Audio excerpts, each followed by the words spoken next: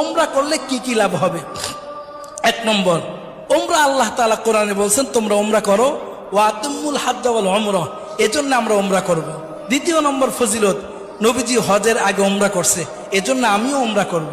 তৃতীয় নম্বর, যেই ব্যক্তি ওমরা করবে ওই ব্যক্তি নবীজি বলছেন সে যেন আমার সাথে সাক্ষাৎ করলো, সুবহানাল্লাহ। চতুর্থ নম্বরে ওমরার ফজিলত, যেই ব্যক্তি ওমরা করবে নবীজি বলছেন আমি তাকে সুপারিশ করে জান্নাতে নিয়ে যাবো, সুবহানাল্লাহ। পঞ্চম নম্বরে, ওমরা করতে গিয়ে আমরা বাইতুল্লাহতে নামাজ পড়ি, 1 রাকাত নামাজে 1 লক্ষ রাকাত নামাজ পড়ার সওয়াব পেয়ে যাবো, সুবহানাল্লাহ। 6 নম্বর ফজিলত হলো দুনিয়াতে থেকেই জান্নাতি জিনিস এর মধ্যে চুমা দেওয়ার সুযোগ হয়, যেটা হলো আসওয়াদ পাথর, হজরে আসওয়াদ, এর মধ্যে চুমা দেওয়ার সুযোগ হয়। 7 নম্বরে, ওমরা করলে জিন্দেগির গুনাহ মাফ হয়ে যায়। 8 নম্বরে, ওমরা করলে দোয়া কবুল হয়। 9